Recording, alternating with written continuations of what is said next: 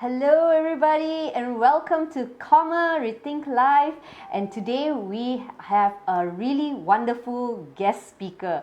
Okay, our topic is going to be really exciting. So I hope that you are really seated at the edge of your seats with your with your phone or your computer and ready to listen in to Ashwini Balagopal.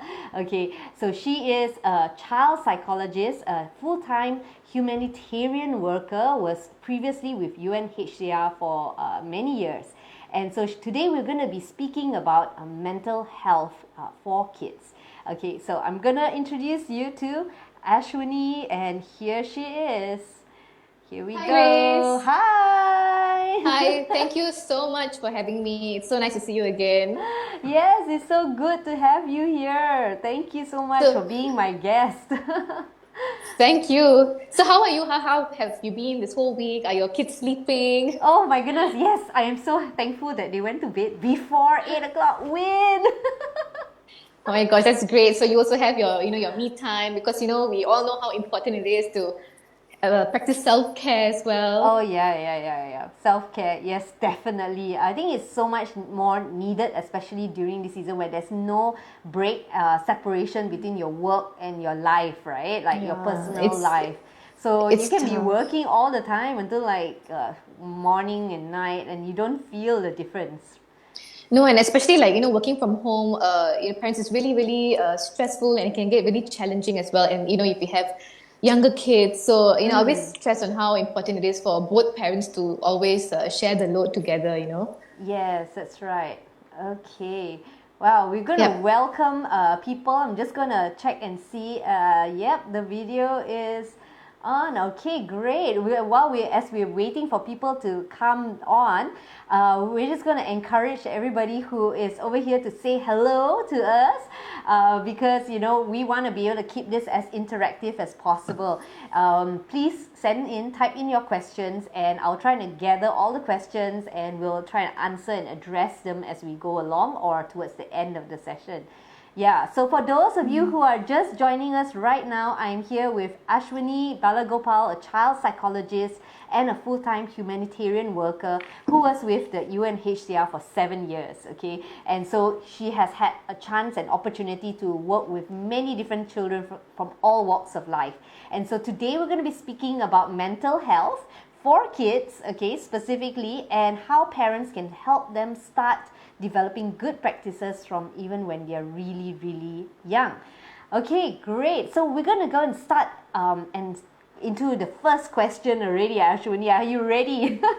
Yeah. Also, I Yeah. wanted to add, right, for parents, if you don't feel comfortable typing out your question, you don't want people to see, it's fine. You can always send me a private message and I'll get back to you when I can. That would be wonderful. Thanks so much for offering that. Maybe Sure.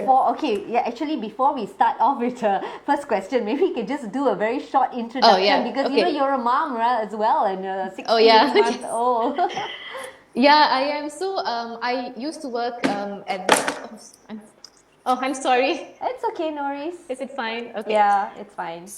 So I used to work with the United Nations High Commissioner for Refugees for 7 years, and I actually resigned 2 weeks ago, and I'll be starting my new job next week with Host International, which is an Australian NGO also working with refugees.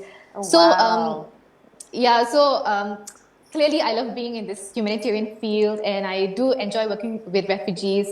And when I was at UNHCR for 5 years, I was with the Child Protection Unit, and that's where I gained so much experience because before that when I was studying in the UK, I wasn't really exposed to what a refugee is and so on. So when I came back, I started off as an intern, and it was a whole different world. I was exposed to kids who have been trafficked, the kids you see at Bukit Bintang, selling tissues and flowers. Yeah. Yeah, so they are actually, victims of trafficking. And I've dealt with a lot of child marriage cases as well, child brides, kids who have been abused and so on. So yeah, I really enjoy that. And I mean, speaking to these children, and during my free time, that's when I provide psychotherapy at home part time, sometimes on weekends, whenever I can. Not so Okay. frequent because I'm really busy with my full time job, but whenever I can. Yeah. Okay, wonderful. So thank you so much for coming on the call and just enlightening all of us parents over here. You know, a few people have said hi already. Candy, hi. Angela, Angelina. Oh wow, that's quite a few comments already. So yeah, just really want to say hi guys for coming and tuning in. So we're going to launch straight in. Okay, so Ashwini, can you tell me at what age can children first start to experience mental health issues? Yeah. So this is a really good question because kids can experience mental health issues at from the age of 3 and 4. Actually, when they are able to express their feelings and thoughts, but of course, with the younger kids, they are not able to properly express their feelings and thoughts as the older children and teenagers. But they do display certain behaviors, which is why I always stress that parents should always look out for the signs and indicators of a child experiencing mental health issues. So let me give you a case example. So a few years ago, there was a refugee school who contacted my department, and we heard that there was a 7-year-old girl who was actually sexually abused by her grandfather. Okay. And I think she was about 6 or 7, yeah. Right. And although she couldn't really talk about her experience, like she didn't know how to utter the words, like utter her experience. But her older sister, who's 12, and she was also sexually abused by her grandfather, told her mom, told the parents. And you know what her parents said? Her parents actually told her to not tell anyone and scolded her and told them for being told them that they're being over dramatic and they're making up things. Right. And the child, because the teachers noticed the change in the child's behavior, which is actually one of the main indicators when a child is experiencing some sort of mental health issue. So she was actually a very chatty girl. Right. And loves to play with her friends. But recently, in school, she was becoming very withdrawn, and she would cry, and she'll always seem like she didn't want to go back home. Her older sister actually told the teachers what happened, and finally, the grandfather actually did get arrested. So, which is why it's really important for adults, caregivers, teachers to look out for the signs and symptoms.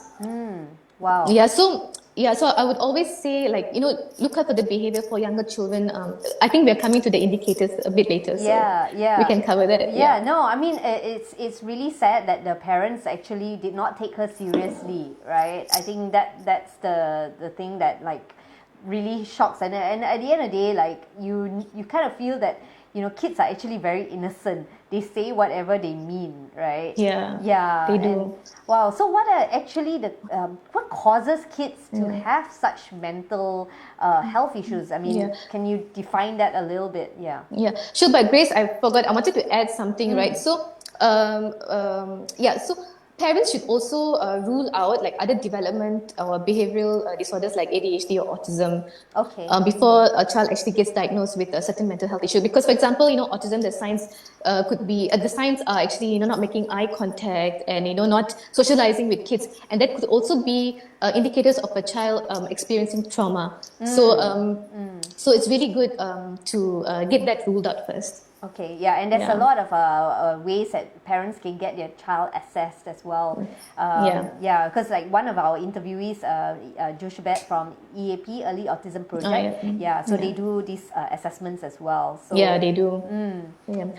Thanks for that. Okay, so what are the causes actually that causes kids? What causes kids to have mental health issues?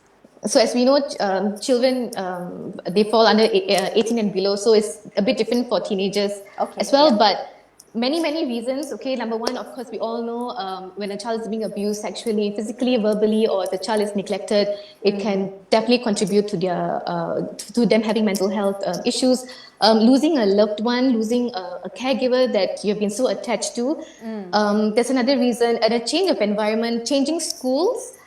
Changing homes is and this is the same, this also applies for adults. You know how stressful it can be when we move homes. We have Yes. so many things to think about. And Yes. imagine for a kid, right? Like you're leaving your friends behind and, changing schools, like this new environment. It can be so daunting for kids. And so often, the parents, they don't, check in with their children because they have to deal with their own issues as well. So that's another true. reason. And also, sexual grooming, it happens in person and online. That can cause mental health issues because when a child actually realizes that she's being groomed and she's trying to get out of it, the perpetrator could be threatening her, manipulating her, and she'll be so embarrassed to open up and tell her family what actually is going on. And then we have children who witness domestic violence, and like back at UNHCR, I've dealt with a lot of custody cases, and I always see children when they witness their moms, getting abused by the fathers, and then they also become victims of domestic violence. So they also become victims of abuse.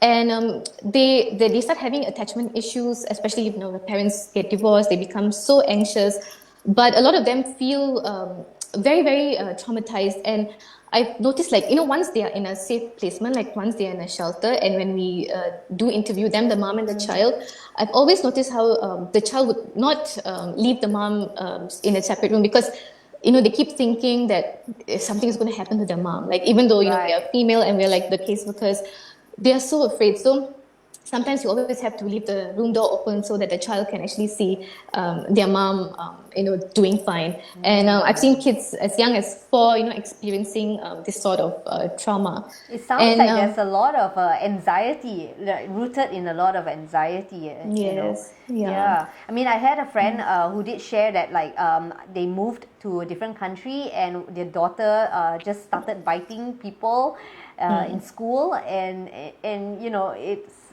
The first thought that comes to my mind was the fact that maybe it's just an adjustment, right? Like, you may not necessarily think like, oh, she's facing a mental health issue, right? I mean, I think that sometimes, like, perhaps like some parents, they might just be thinking like, oh, it's just a phase, it's just something that they go through.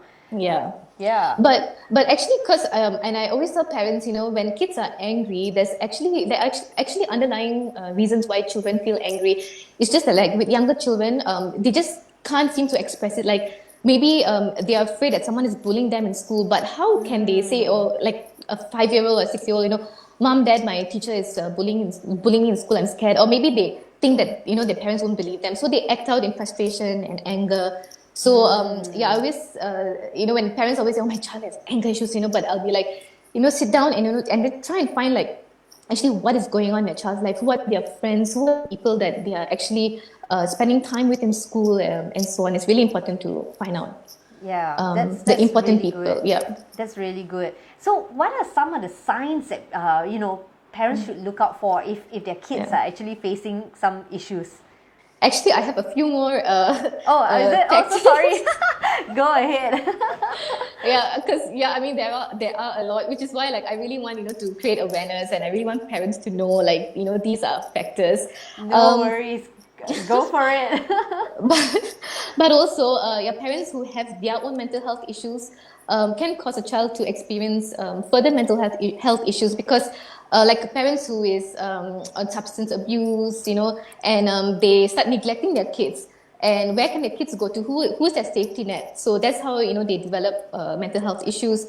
And also children in foster care and shelter homes, they also can develop mental health issues. So, for example, there was a shelter for boys, refugee boys, and there was I think he was 14 years old, and he told me that he told the caretaker first, who told us then that he was actually being molested by another boy who was only 12.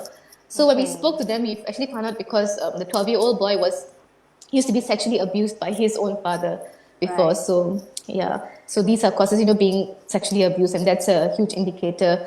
And children, like refugee children fleeing from their country of origin to Malaysia, the country of asylum, on the way to Malaysia, already, leaving your home, it's already very traumatizing for a child. Yes. But on the way to Malaysia, like for example, from Myanmar, you have to take a boat, and so many things can happen. Like they have witnessed because most of the boat is overcrowded, right? And they've witnessed people dying, and then they have to be thrown overboard. So can you imagine like a 6-year-old, 7-year-old, Yeah. a teenager seeing Yeah. all these experiences? It's traumatic. It's horrible, yeah. And not only that, but on the way to Malaysia, you know, they are stuck in Thailand, and then there'll be like the agents there who'll end up raping some of them. So these are also how a child can, you know, become depressed or anxious, and also living in a crowded space. Like in a lot of refugee camps, like in Bangladesh, for example, so many children, like you can see videos on YouTube, so many kids, they get trafficked and they become prostitutes. They go to India and they're trafficked to India. So yeah, these are some factors among many. Wow. Yeah. It's really the amount of things that happen out there to migrant and refugee families and children, it's just horrifying.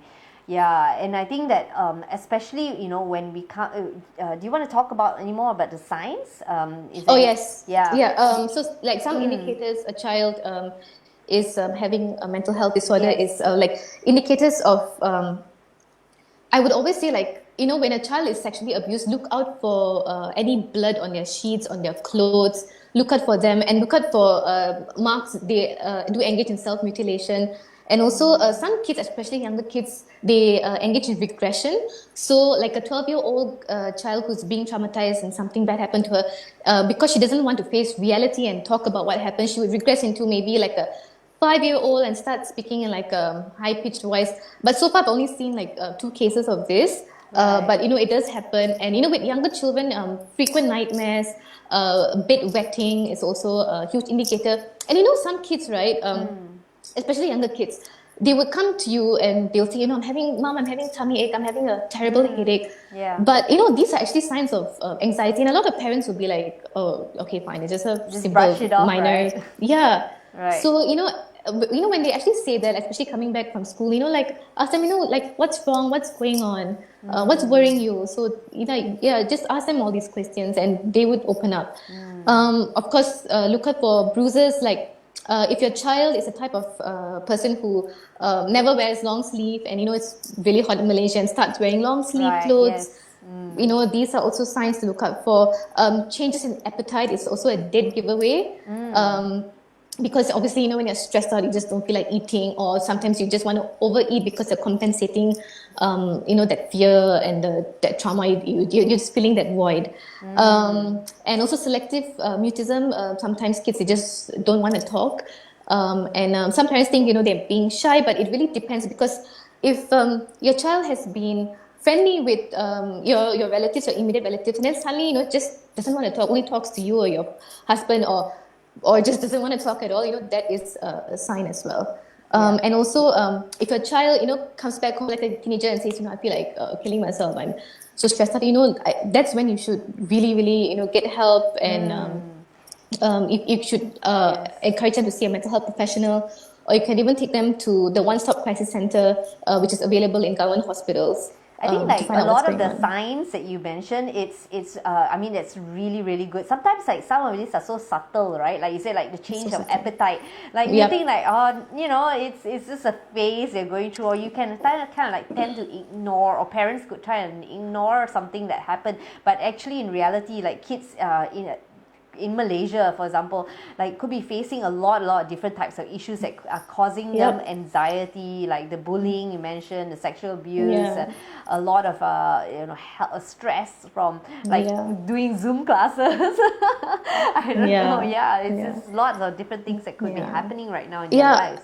And also, right, like another huge giveaway is if a child does not want to attend family functions. That is also a major sign, because one of the family member could have been the perpetrator. And also, when a child is being groomed, right, so what their perpetrators do is that they always will give them gifts and sweets, toys. So, you know, if you find a child like suddenly having a lot of new toys, please ask them, where is it coming from? And, you know, start monitoring who they're talking to online. And especially when you go near a teenager and, you know, she or he starts quickly closes the phone or the computer. Do be aware of these signs. it's just about being Yeah. very sensitive to what's going on in their world. Mm-hmm. Yeah. Wow. I just want to address to just invite, well, say hi to all those people who just joined us. We're talking about mental health for kids, and so far, Ashwini has actually explained a little bit about the signs to look out for when your child is actually facing mental health issues. So Ashwini, we're actually going to be going into a little bit more about child sexual abuse here, okay? You've mentioned that just now a little bit. So yeah, given that it's happening so often, like, can you share with us even more examples, like what happens between the child and the perpetrator? Like just now you mentioned about the gifts. Is there anything else? Yeah, so one of the indicators is, it happens intra-family. It can be incestuous. So do you know about, I think a couple of weeks ago, or was it last week, there was a 16-year-old girl in Ampang and she was raped by her father. And she was being sexually abused since February. So, and then she actually tried to take her own life by drinking detergent. And, thank God, the police found her because they were actually going to fine her, for breaching the CMCO rules. But, she actually opened up and said what happened. So incestuous relationships, rape, it happens so often. Like the case study I told you about, where the grandfather raped both the grandchildren. And we have a lot of relatives raping children. So I always want to tell parents, right? If your child does not want to hug your relative, please do not force them to do so, and please do not reprimand them. Yes. I've seen so many children, and when they say, go and hug your auntie, go and hug your grandma, even if it's your grandma and your child says no, just don't force them. You have to respect them, right? I mean, it's what they want at the end of the day. Like, they may not totally be comfortable with just even a peck on the cheek.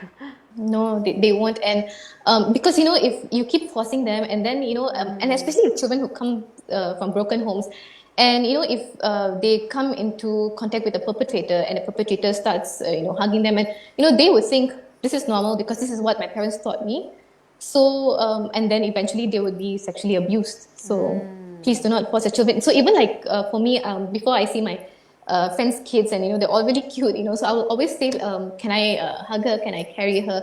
And if the child is older, I'll be like, because they will be like, oh, hug auntie, and I'll be like, are you comfortable? So, and if adults start practicing that, this is how you teach children about sexual consent. So, and children will be able to learn this, and they will know how to speak up when they know something is not right. That's really good, because I think like sometimes people say that, it's just an overreaction, there's just a little innocent kiss or pat on the bum or something like that, and it can just continually become something else altogether. Even tickling, okay, like tickling. Yeah, right. Yes. Yeah. So other dynamics is the perpetrator, they most of the time they use physical violence, physical force, and they're very manipulative, especially with groomers, or just abusers in general. They will say, if you report your abuse to someone, I would kill your family members. Or some of them, they actually take videos or pictures, and then they will say, I'll circulate it. And it has happened before. Like I've had a few refugee children who have been in this situation, and they would say, I'll put it on Facebook. So manipulation is it's why a lot of kids they can't speak up as well. And it can happen over weeks or years. Like grooming, it happens over weeks. And for kids, so many kids they get abused at such a young age, from 3, 4, 5, and they do not know, right? Until they are able to voice it out.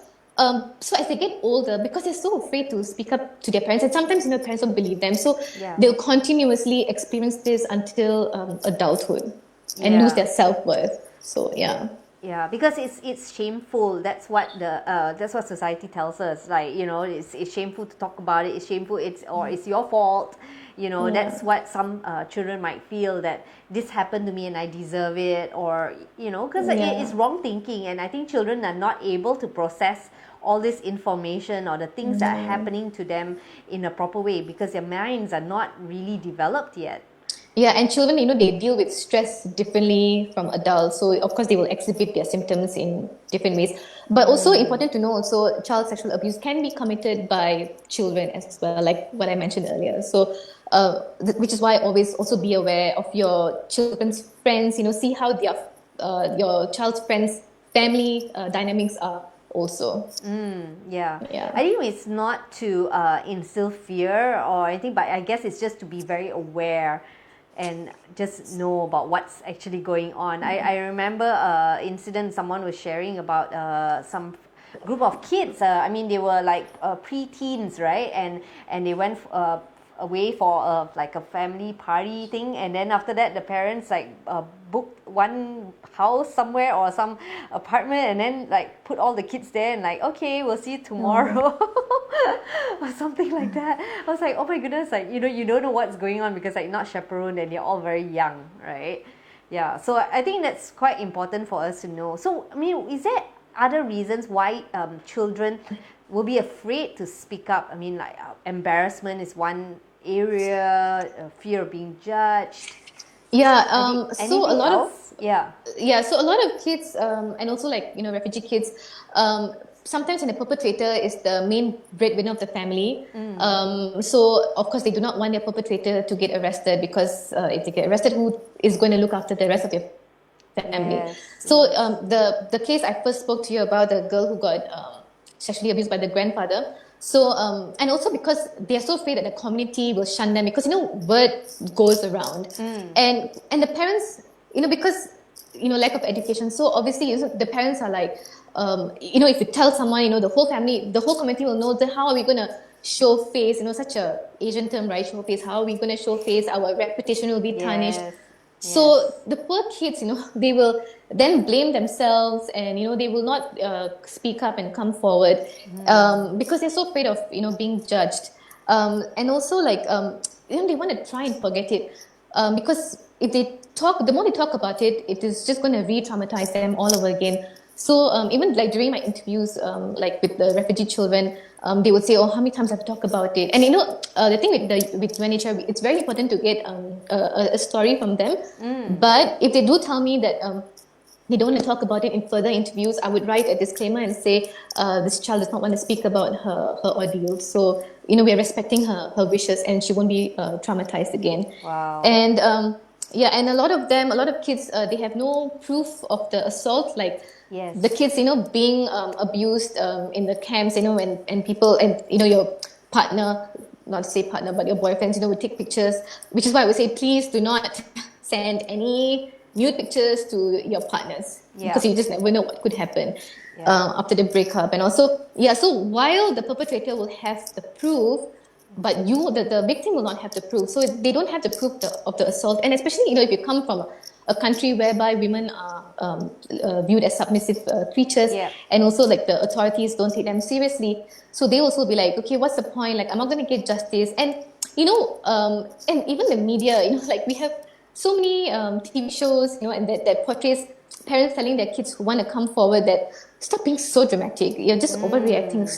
Like stop it. And even like in 13 Reasons Why, that TV show, have you watched it, Grace? No. It's really good.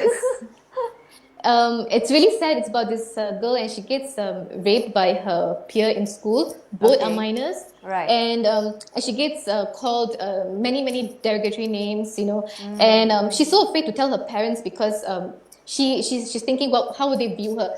But also because her parents are very stressed out financially, so the child will also think, I don't want to burden my parents. And in the end, she took her own life. And we have. So we have seen, like, even though children, some of them may have their parents' support, but it's it's about like how they view themselves because of all the name calling, by your peers, by relatives, because relatives also talk, like there's this whole victim blaming, because of our patriarchal society, like from young women are told to like. You can't dress up this way, and she asked for it. Like when you see like a woman getting raped, people would say, like the conservative families especially, they would say, who asked you to go out at night? Why did she wear that? Don't wear that, so. That's true. And I think I like what you said about it's their perspective, it's their what they see and how do they translate what's going on in their mind, and how do they perceive everything that's going on. Because like if they can start seeing that, hey, this is not true, or this is not right, whatever is happening to me is not right, it's not my fault, I need help for this. We can totally avoid a lot of these issues, especially children taking their own lives. That's really, really sad.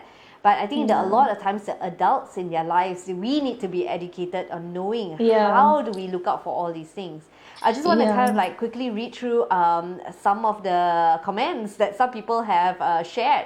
Yeah, like Jasmine said much earlier, it's a great reminder. I don't know what point she's referring to, but yes, thanks Jasmine for logging on. Eileen says good points, and Ananti says go Ashwini. Oh, that's my friend. Hi. Yeah, we used to work together, and she works with refugees, and like she knows so much about sexual abuse. You should interview her at some point. Okay, I'll hold you for that. And then over here, Jason George says, that's my husband, by the way. Oh yeah, that's your husband. Okay, well, I say good to have you tuning in. He says, I disciplined my child with a USB wire. Now the moment she sees me just holding the wire, she will start crying. Have I traumatized her? Yes, he is traumatizing her, but okay, we'll take the family dispute offline. Okay, and P. Adirai says, hi Ashwini, during COVID-19 lockdown period, staying home due to quarantine or staying home for prolonged periods of time, would this affect children mentally? If yes, what are the signs we need to look out for? If the signs are different from the ones you mentioned earlier, how do we know as parents if it's time for our children to meet up with a specialist? Do you want to address this now? I could, but actually, so I did. You cover. So basically, the signs are the same, and the thing is, parents, right? Even though they are working from home, they're still so too busy with their phones, and they just don't spend time with their kids. And after working hours, you're just so exhausted. So I've come up with like some tips later, like I think how to bond with your children. I mean, take this opportunity because we are working from home. Take this opportunity to try and bond with your kids more and keep asking them.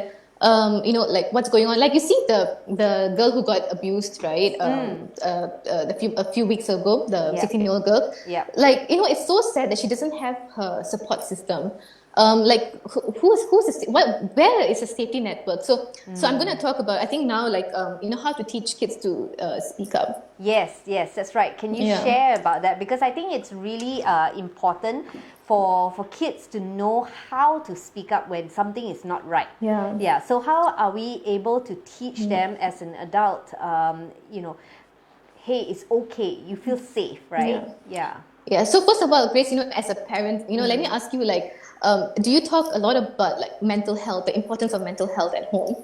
Yeah, I don't use the words mental health with my kids. Yeah, of course. But I think like, I try to talk about things when stuff bothering my kids. Like even today, my son actually, we went to the park and then like wanted to go scooting. He was so excited about going, and then when he wanted to come back, like something upset him and he was sulking all the way home, right? And he didn't want to talk about it until I was trying to pry out of him what was exactly he was trying to talk, what he was feeling. But then like even at night when we were going back to bed, he was like, no, I'm sleepy, I just don't want to talk about it. So like so but it's good that you actually it's good that you actually notice this, but because he's older, he's about 8 or 9, 6. right? Is he? He's 6, yeah.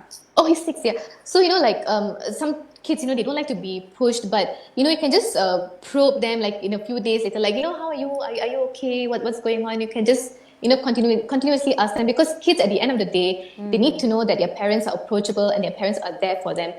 So many parents, when their kid comes and talks to them, they just be like, okay, watch TV, okay, watch your phone. Like, I'm too busy. Mommy is too busy. And oh my gosh, it happens so much. And then like the parents, they start blaming their poor kids, and it's really, really sad because, when parents, don't spend that time, even if it's just 1 or 2 hours of your time, of your day, like after work, that is really good enough. So, that's right. And mental health should be spoken in at home, and obviously don't use the term mental health for younger kids because they might not know. But you can do activities like teach them how to like to draw and to express their feelings. You can teach them about meditation. It really, really helps, mindfulness meditation. Just like 10 minutes of deep breathing with your children, it really, really goes a long way. I just started like mindfulness meditation about 3 years ago, and it really helps me to calm down when I'm very anxious or stressed out. So, that really helps. But the most important thing is to have an open and honest relationship with your child, because they need to come to you. You are their safety network. If they're being bullied or harassed in school, for example, and if they can't come to you, who else are they going to talk to? Yeah. So which is why I always say it's really important for kids to have like 3 to 5 people in their safety network. So teach them from young, who you can talk to, who do you feel comfortable talking to. For example, it doesn't have to be dad or mom, it could be maybe grandma, it could be a particular teacher in your school, it could even be your friend's mom, someone you are close to as well, and you know them personally. It could also be your GP, maybe they've formed a relationship, especially like teenagers, maybe they can't talk to you, so they rather talk to their GP. So from young, make sure your child knows who these 3 to 5 people are. And also, it's all about like bonding and spending time with your kids, right? So both parents should spend alone quality time with your children. I love that. Yeah, so I want to be my kid's favorite, okay? And because Don't we all? Don't we all, right? So my husband and I, we used to work together. He's actually working at UNHCR as well. Oh. And so since the first CMCO, he used to go to office every day, and I would be working from home. And so I'm always at home with my baby, and always talking to her, playing with her, singing, everything. And when my husband comes back about 5 o'clock, so I will be at the playground with my baby for like 2 hours. And every day from like 7:30 to 8:30, both of them will be sitting down together on the couch, and she'll be doing things, and my husband will be talking to her. Aww. And my child is actually closer to my husband. Like when he comes back, she'll just run to him, and it makes me so jealous. But at the same time, it makes me feel good because maybe when she's older, and if she doesn't want to tell me something, she could approach her dad. That's So that's really important, to spend alone time with your children. And even if you have more than one kid, take them out on dates. I do that. We do that. We do that intentionally. It's fun, actually, right? It's really, really important. And I actually noticed the difference between the two kids, because like when you have multiple siblings, you're always like together or doing stuff, and then you don't have that focused attention. So that when I bring my kids out, or my husband brings out, we do it like, sometimes we do it concurrently. Like he brings the daughter out, and then at the same time we're in the same mall, but we're going to a different restaurant, something like that. Yeah, so it's really good. And I like what you said, because you need to build that safety net of that space, right? And I think what are the other things? Sorry. Yeah, you want to say? No, go ahead. What are the other things? Because that came to my mind when I was thinking about like how do you encourage them to speak up or express themselves. I actually been trying to encourage my daughter to journal. Yeah, so some of those things like to express or to talk and share about her feelings, and whether it is nobody's reading her journal or anything like that, but at least she's learning how to write down or pen down thoughts. Yeah, and it's so important because even I do that. I've been doing it since I was a teenager, but then at one point my mom actually came across my diary. Yeah. Let's not go there. But even like now, when I'm having a stressful day, I would journal.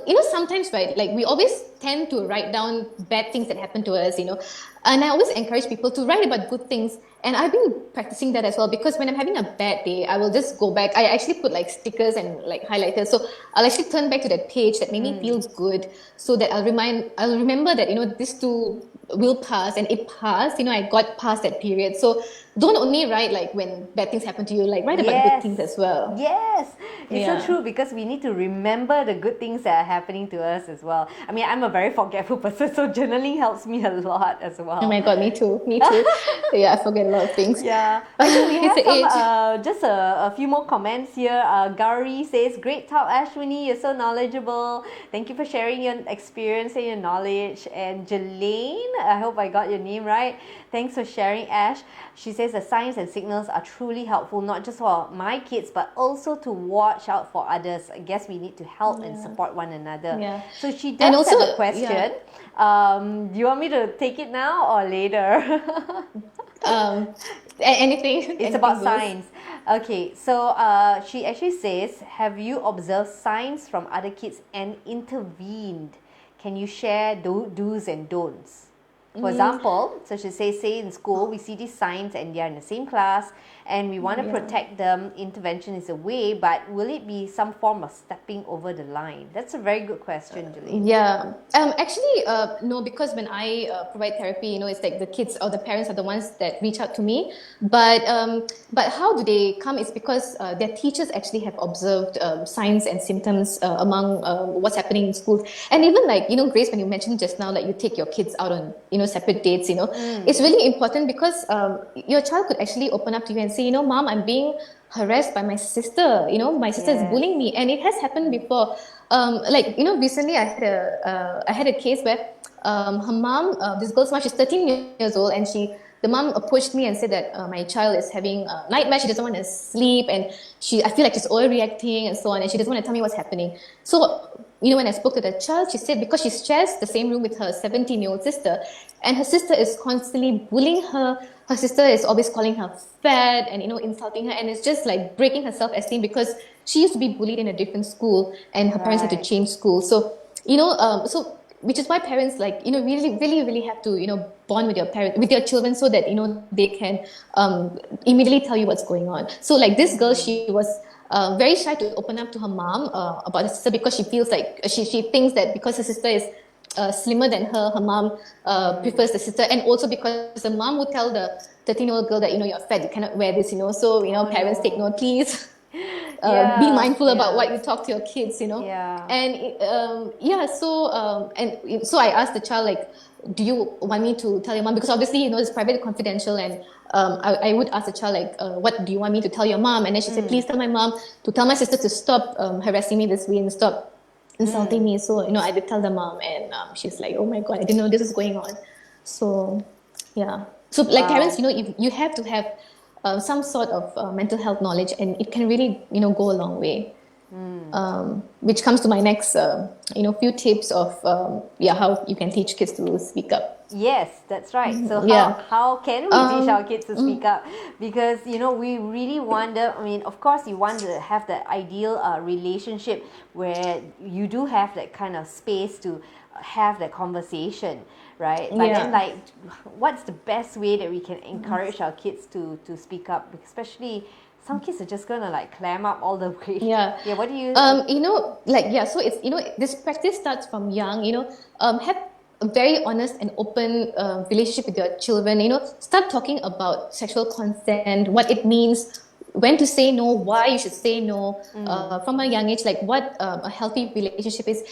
Grace, coming from a Indian, somewhat conservative family, right? So when I was 9, I saw the word sex in the newspaper, and I asked my mom, what does it mean? And she was like, oh, don't talk about it. It's a bad word. You don't have to know about it. So it starts from there. So I always grew up thinking like, oh my god, such a weird word. Like, I feel weird talking to my my mom about it. And right, like my mom, because she was a discipline teacher in a primary school, very strict, and she would always tell me to not talk to boys. I come from an all-girls school. Oh, me too. If there are any Ashwin parents here, hi. I'm from Malacca, so I went to convent. So my mom, she would like tell me don't talk to boys, and when I go for tuition, obviously there'll be boys, and sometimes she would actually wait outside the class to make sure that I'm not speaking to anyone. And if she sees me, talking to a boy, when I'm in the car, I would get into trouble. She'd be like, what did you talk about? What did he say? Why are you talking? And oh my gosh, I would feel like really, really suffocated, right? And I would always be so stressed out. Like I'll be the first one to leave my class because I didn't want my mom to think I'm doing something wrong. So what happened was, so this is what happened to me personally when I was 15. I had a tuition teacher, and he was actually a family friend, and he would teach me maths. It was during PMR at that time, and then he would actually kiss me, and it was at first I thought, okay, maybe he's he looks at me, he views me as his daughter because I've known him for a very long time. But then I would realize something is wrong, because when my dad wasn't around, like when they go downstairs or whatever, he would, kiss me even more, and like on my cheek. And then, he would like touch my neck, and I would be like, oh my God, I need to tell someone. But Yeah. I was so embarrassed to even tell my mother. I couldn't speak up because of the way I was brought up, That's because right. I would think like she would think, oh my God, I must have done something. And like, which is why kids don't speak up.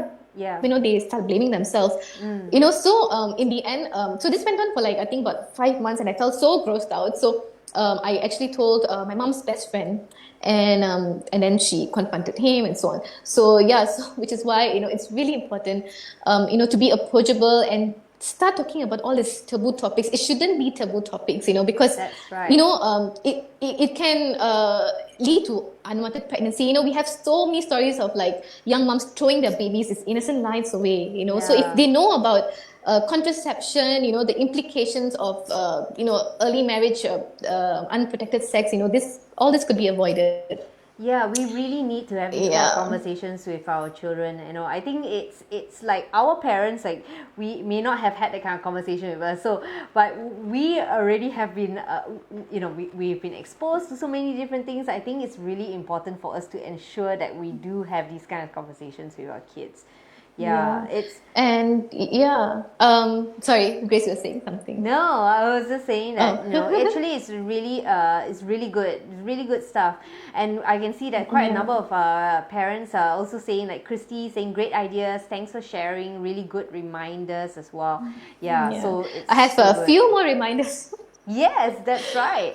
Yeah, maybe I mean, this topic is so vast, right? And we like, can talk for on and on which and is on. why you can go on like each, like all this, I've just broken it down, but like, which is why it's like, constant reminders need to happen, and more people should start talking about this, spreading awareness, posting on social media instead of like posting like, outfit of the day. You could talk about the mental health quote of the day.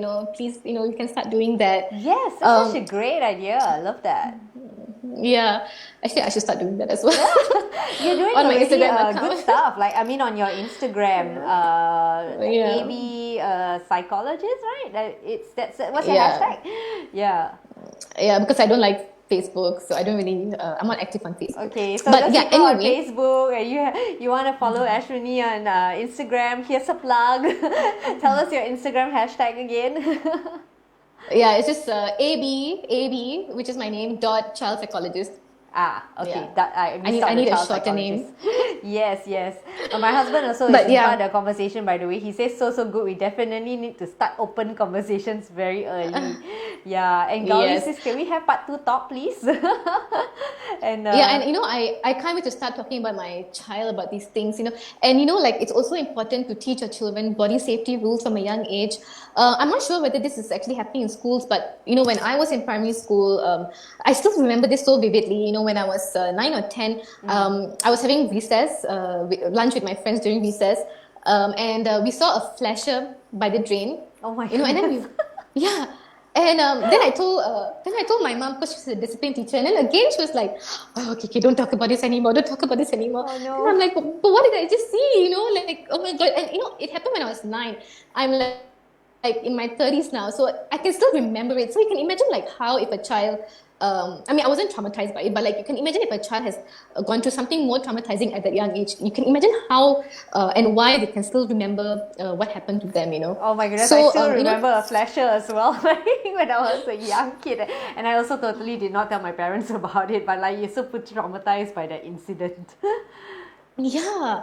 And so that's why, like, teach them about body safety rules, and use anatomically correct names for your body parts. Yes. Don't say pee or boo boo. You want to say breast, just say breast. Okay, Yes. there's nothing wrong about it. It's just the same as saying ear or neck.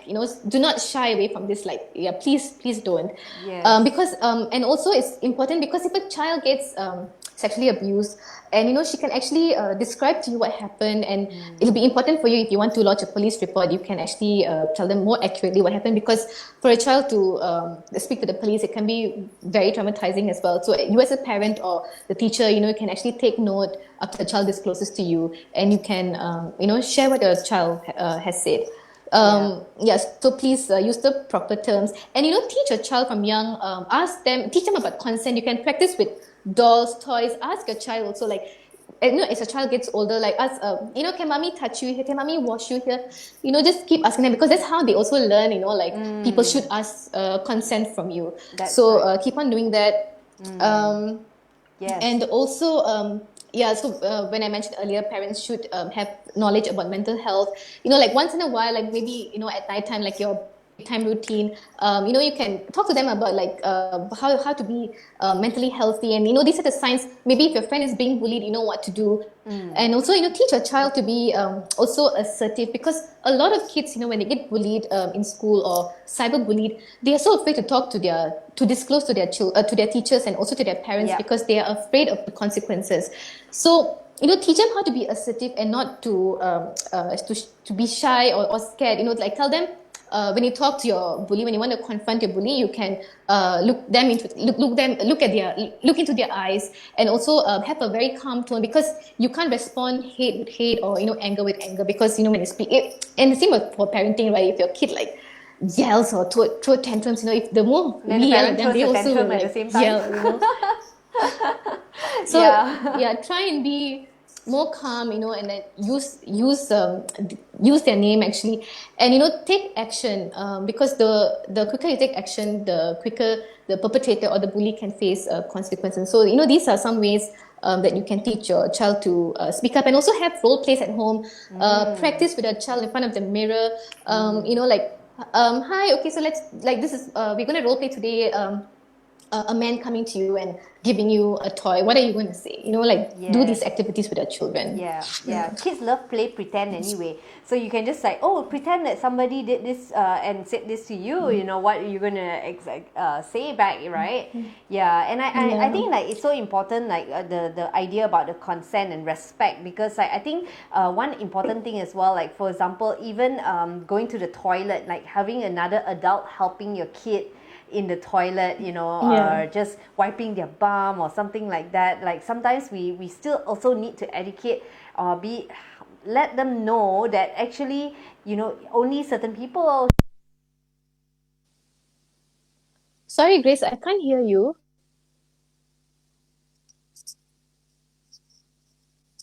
Hello? I think something is wrong.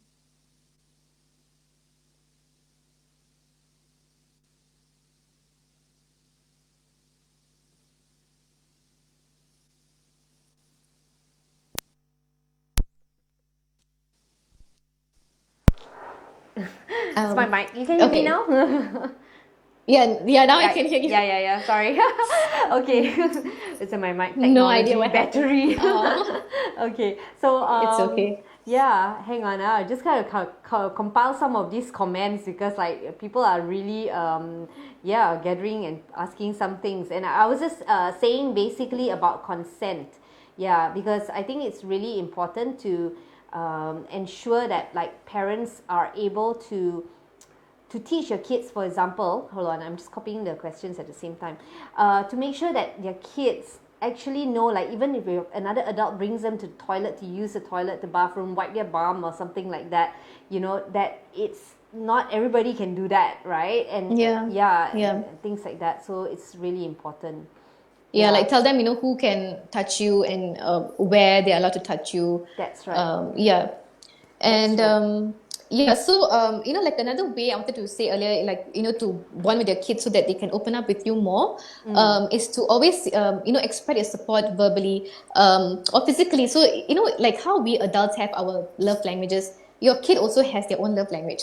So if your kid's love language is physical and loves to be hugged, do that. And if your kid thrives on positive affirmations, do that. So I mean, even me now in my 30s, right, my dad, he still keeps telling me positive things, and he keeps saying, oh, you're such a good mom to your baby. I love seeing the way you interact. So it makes you feel so good, you know. That's so So good. like, yeah.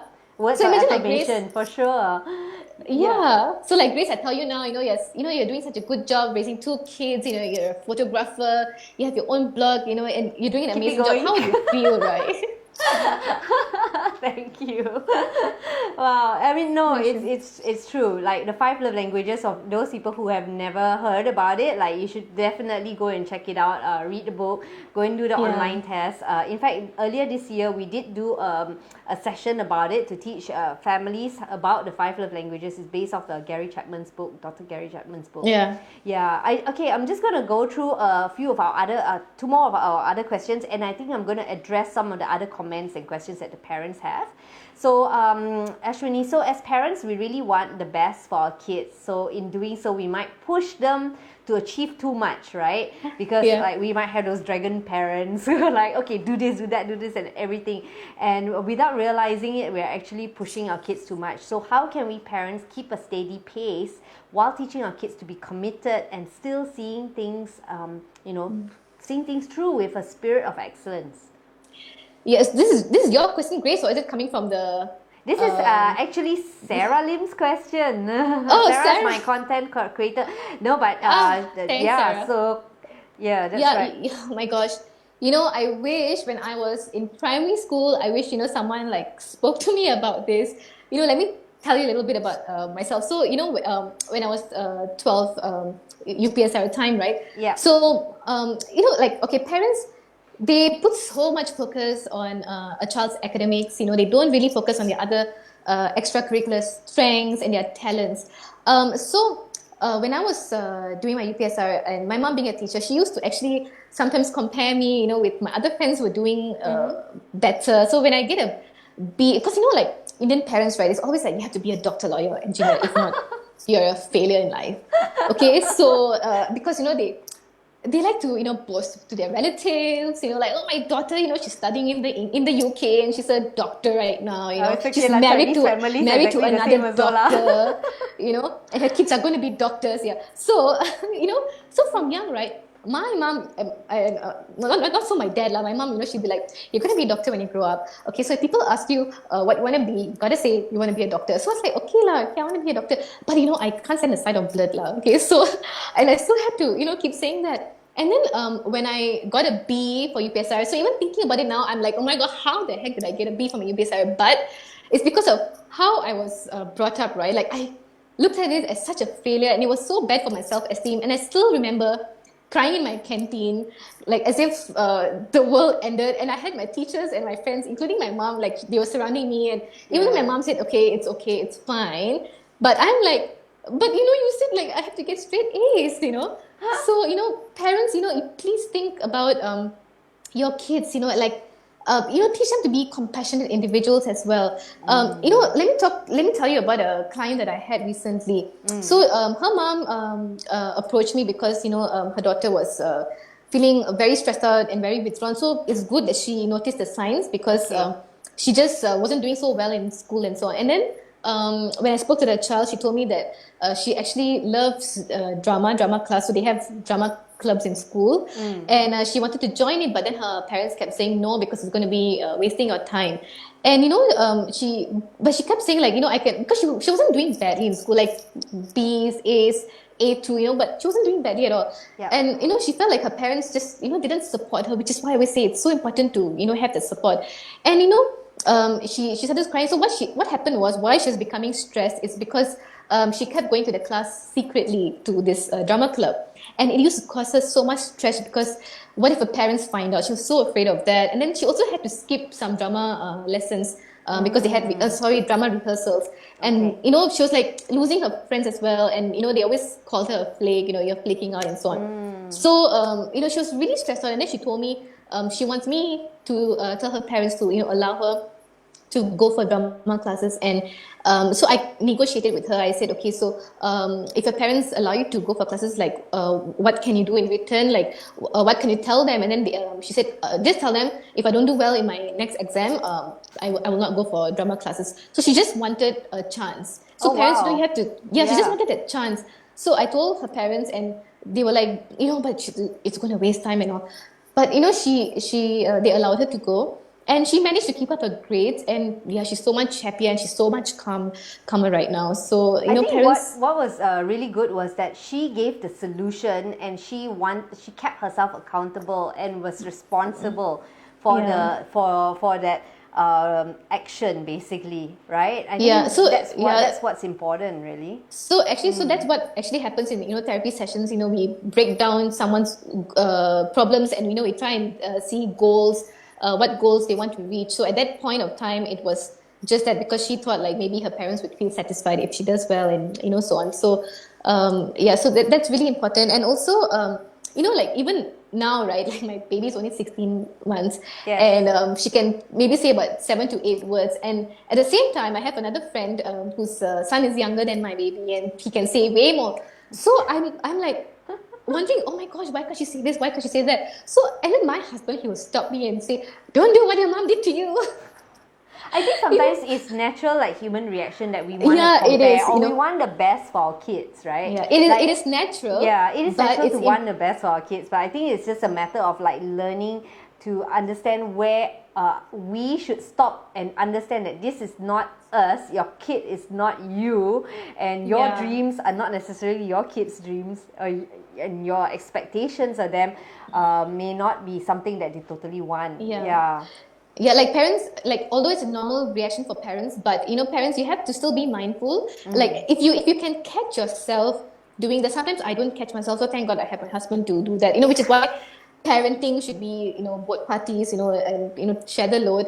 So I'm glad that he actually catches me, and so that I will be extra careful with her, because I don't want her to obviously grow up in a stressful environment, like what I went through. And my husband, he's the type, like, he's very chill, so he's like, let her do what she wants, like let her be, so yeah. Yeah, but sometimes you want to push your kid also a little bit, right? Like, I mean, for example, like my daughter, she started piano lessons. She doesn't like piano lessons, and then after that, like, we kind of feel like, no, you cannot give up so fast, because you just want her to develop some kind of resilience, and so you're not sure whether like you're adding extra anxiety towards towards this whole thing, right?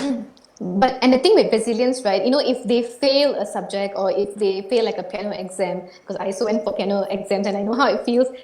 Let them fail. Like, don't reprimand them, and don't compare them. That's where the problem happens.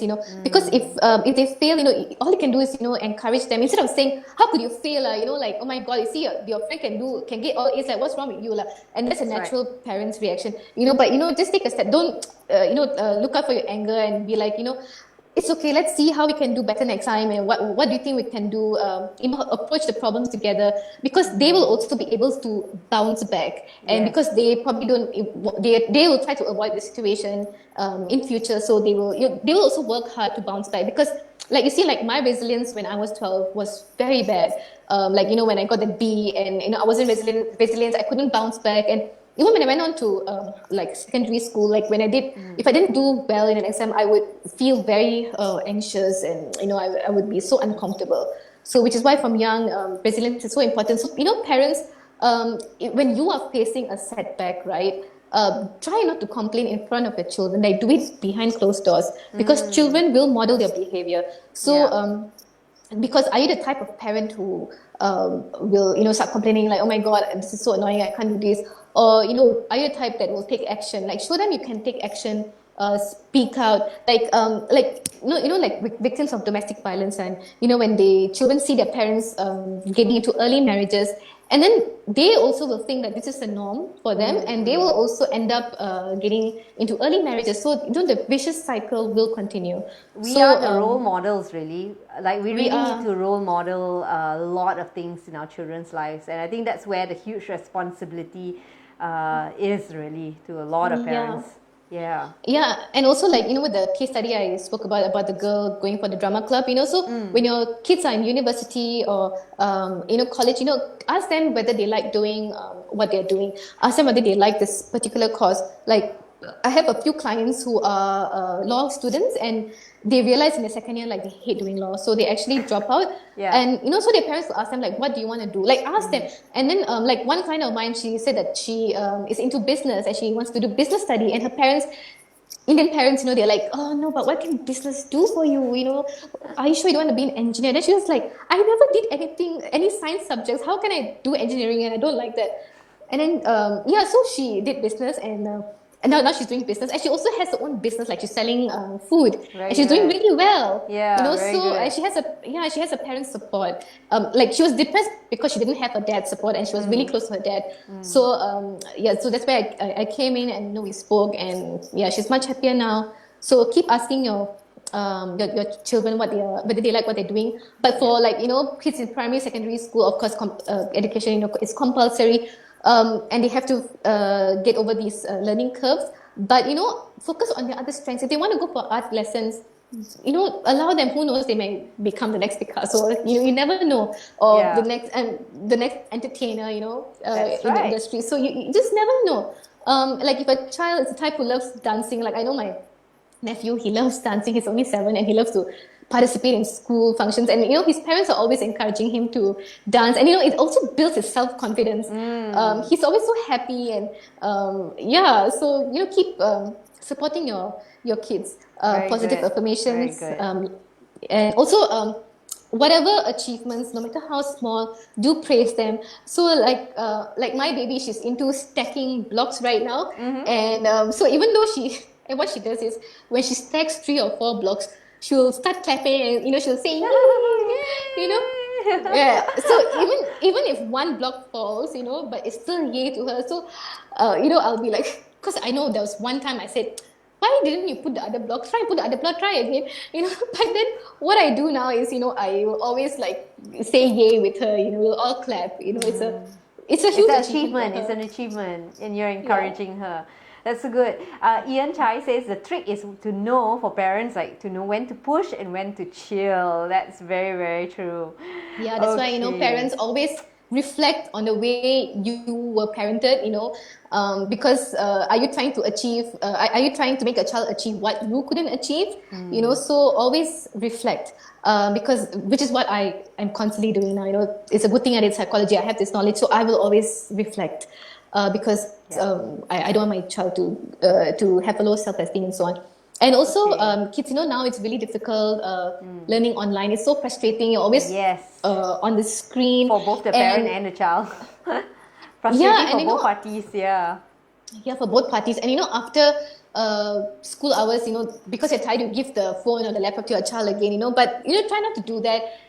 So in between classes or like studies, try and have like regular breaks or small activities in between. So even like for me, like working from home, obviously, I'm always constantly on the laptop, and it's so stressful. So I would take breaks in between, and I will go and maybe read a book to my child, or I'll go and hug her, like all my dopamines will be released. I'll be happier as well.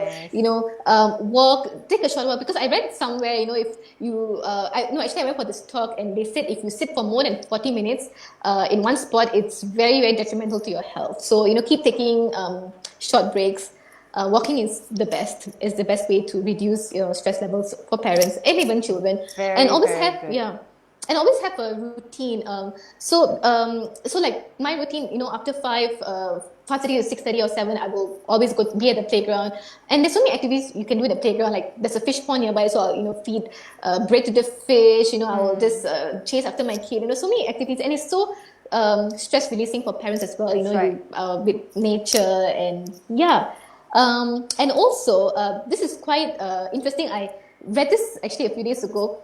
So the Prime Minister of India, in one of his talks 2 years ago, he said, celebrate exams and treat them as festivals, because before going for an exam, you're so scared and nervous and anxious, like wondering how you're going to fare, what would my parents think, but celebrate it as a like a learning curve that you have achieved. So, maybe like go out for dinner like a few days before that, or even after that, go out for dinner, do something that you love together as a family. So celebrate it as festivals. And he said, right, a happy mind is the secret of a good mark sheet.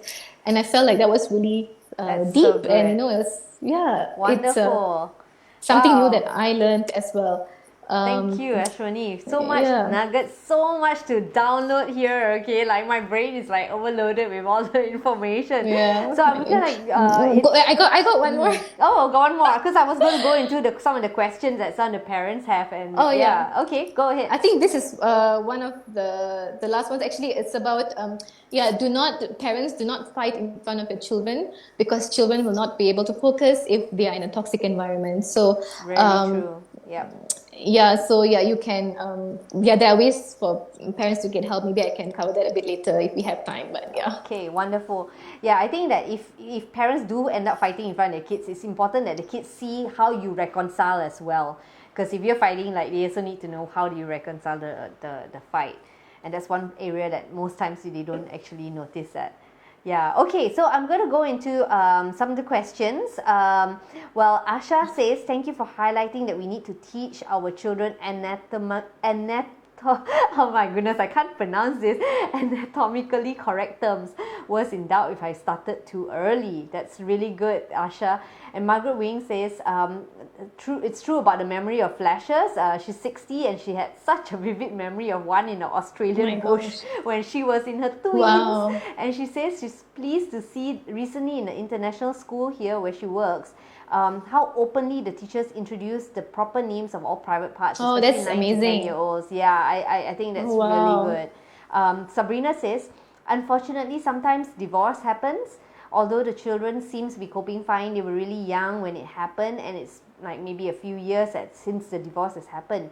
So she says she worries about the psychological effects on children growing up, and co-parenting has always been a goal. However, it's still sometimes not possible, unfortunately, due to the differences in parenting style. Okay, she mentions that the kids are cheerful and healthy. We try to give them as much as attention about the matter. However, growing up in a divorced family myself, I wonder if they're really okay. How do we encourage them to speak up about these things? They may be afraid to talk about some things, although we try not to let them know. Yeah, I'm sure they notice, she says. Yeah. That's really good. Real. It is. It's really real issues. Yeah. Yeah.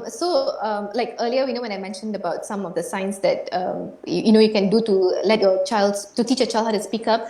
But I think the most important is like for parents to notice the change in a child's behavior. Yeah. That's the most important tip I can really give you, because if your child is cheerful and happy, mom, you're doing something right. Okay, you are doing something right. So don't downplay that. Yes. And don't feel too paranoid, like whether they don't want to speak up or something, because trust me, as a mom, you will know if a child is experiencing something.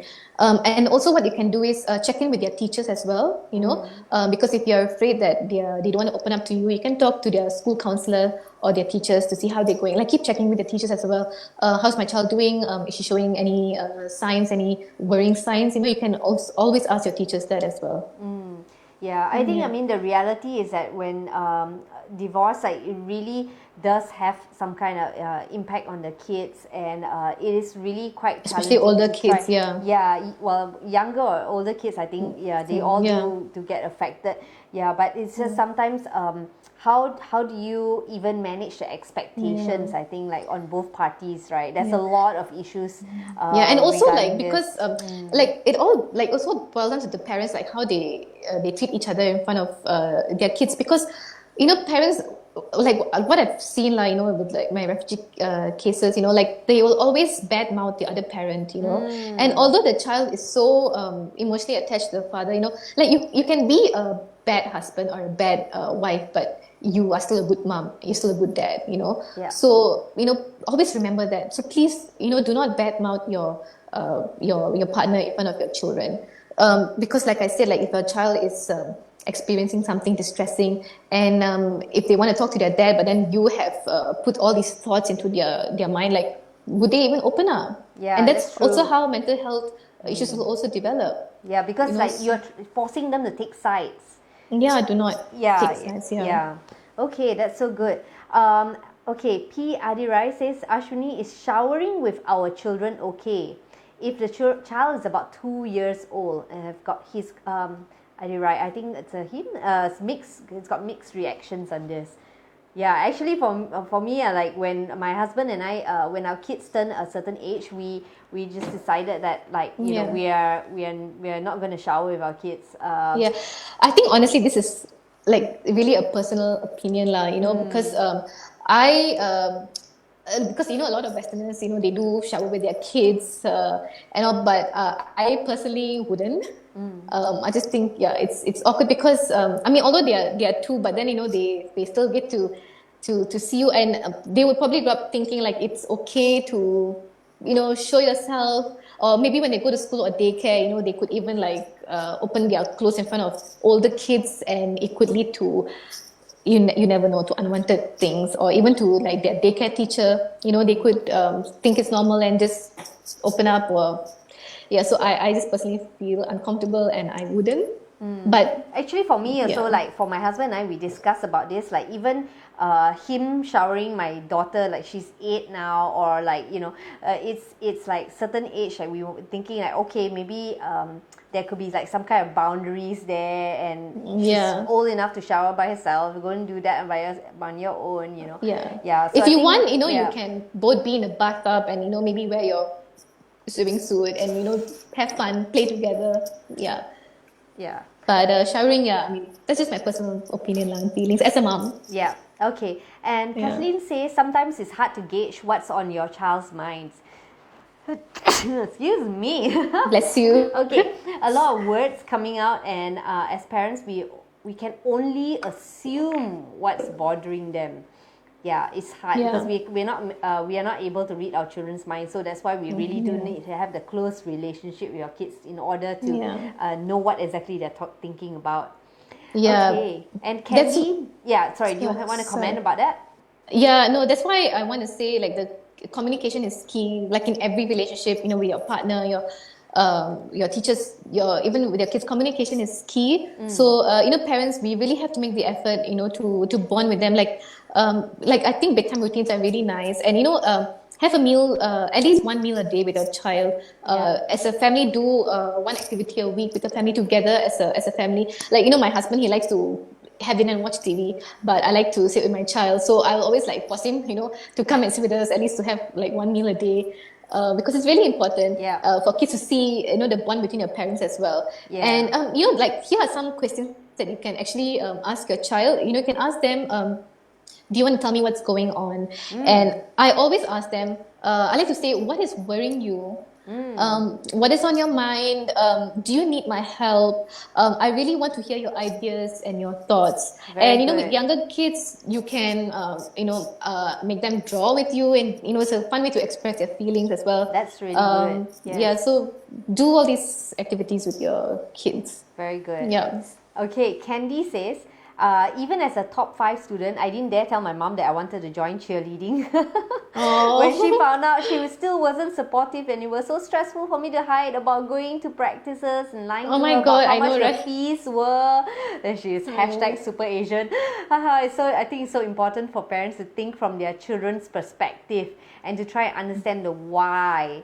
Okay, they want to do certain things, and they will often see that these activities are beneficial, even if it's just something that will help him or her distress. Like you know, like even for myself, right? Like I wish I did ballet when I was younger, or played the violin. So I only played the piano, right? So I was telling my husband the other day, oh my God, I'm going to make sure my child goes for violin classes and goes for ballet. And then he was like, chill, let her do what she wants. If she starts watching, you know, the ballet videos, and if she shows an interest, then yeah, we can enroll her, you know. So just because like I didn't get to do this, you know, I shouldn't like impose that on my child. You know? Oh, you have a whole long list of things that we never got to do. Yeah. Ivy says, hi Ivy, she's a friend of mine. We also need to model authenticity. Important to show how we overcome challenges. That it's okay not to be okay, and then teach them resilience. Yeah. Like normalize feelings, you know, like when you talk to like boys, you know, don't say boys will be boys so that they can do whatever they want. Or don't say boys don't cannot cry. cry. Man up, you know, man up. Or, you know, like, why are you acting like a girl? You know, like stop. Just stop. Like even like my baby, she's actually a tomboy. You know, she likes playing with balls, and she loves cars. And someone has had commented like, why isn't she playing with dolls? Like, I'm like, so what? Let her do. And I don't like to use the word tomboy. It's just she's just a girl with You're these kind of labeling, right? interests. Yeah, like stop all these labels. Yeah. Wow. Okay. It's almost 1.5 hours of our conversation. What? Yeah, the time just flies by. So I just want to ask you, with just any last, words for parents? Oh my gosh, I'm sorry. Yeah, I do. Of course, I do. So, yeah, parents, please seek help if you need it. Parenting is so difficult.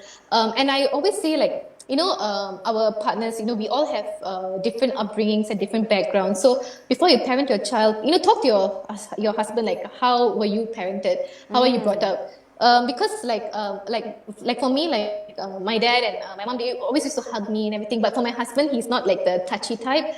So I would always tell him, "Oh, why aren't you like hugging our baby and or expressively saying I love you like how my parents do?" So it's good to get an understanding of how your partner was also brought up, and parents don't take all the responsibility and feel like you can do it all. We are human. Talk to someone, reach out. Don't be afraid. And please have some me time. Like I would say, at least Yes. 1 hour in your room, lock yourself. So that's what I do. Like Yes. I always like have my me time on like weekends, even though my baby and my husband is here, and then I would watch my Korean drama in my room Nice. and tell my husband no one should disturb me, or I'll put like my essential oils and just like relax. So it's important to have me times. Share the load. Join a self-help group on Facebook if you want. There's so many parenting groups out there, and like parents, keep like on Instagram, like there's so many inspirational accounts. Do follow them, and when you see something that resonates with you, you can share it with your child as well, like your teenage child as well. Just share all these positive, uplifting videos on YouTube and so on. You can do that with your children, good. and don't be afraid to get counseling as well. That's right. Parents. That's very good. Yeah. There's no stigma in going and asking for help. I think that's at the end of the day, like we need to know that if we can be safe as well. Like if we want, as much as we want our kids to reach out to us to ask for help, like it's all right if you need help and you want to reach out to somebody and you need someone to help you, just ask. Yeah, and I mean, like, for us over here at Comma, like what we really hope to do is to build that kind of community so that we can have parents or families, like have this kind of open conversation and this kind of open space to talk about things, to feel like there's other parents who are supporting you along on this journey, So really, just comment, follow us, and we would love to in the future, perhaps like have little huddles and stuff like that where you can actually have a safe space to have that kind of conversation. If you really would like to have that, just put that into the comments. We will keep you in mind and we'll try and think about how we can make this work as well. Yeah. So parents, always remember that your child will thrive with a happy heart and a mind that is not cluttered. Like I always say, happy mom, happy parents, happy baby. So imagine your child has to be happy as well. Yes, that's right. Yeah. Well, thank you so much, Ashwini. So much stuff like, as Kathleen said, thank you very much for your views and advice. Appreciate it a lot. Adirai says, how to put a thumbs up for comments. So many good questions and sharing. You can actually share this video after we end the Facebook Live. It's going to be sit there. I didn't so know much that. stuff. Ashwini, you want to go and personally respond to everybody's comments? Go ahead. Okay. That cancels out your me time for the rest of the evening. Why not? And actually, because my baby is not here with me today. I left her with my in-laws. So you see, that's also like my husband self-care. time. Yeah. But yeah, I had fun because I love talking about like these kind of topics. Like it really like energizes me. Yes. So thank you for having me, and thank you for tuning in, all of you. So yeah. Thank you. Yes, and a lot of people say thank you. Thumbs up. Sarah says thank you. Asha says thank you for your thoughts and input. Thank you. Much appreciated. All right, thanks everybody. So do remember to follow us on Facebook, comma.rethinklife, on our Instagram as well. For Ashwini, it's ab.childpsychologist on Instagram. You have a page on Facebook too, right? Yeah, but I'm not really active. Like Okay, I just go to don't like Instagram. Facebook. Go to her Instagram. Yeah. So basically, these are ways that you can follow us. Keep in touch with all the upcoming stuff that we're going to be doing. If there's anything that you would like to see happening as well, any kind of topics and stuff like that, just send us a private message, and we'll love to be able to put that into our next topic and conversation with someone else, perhaps. Okay, thank you very much, everybody, and good night. Good night.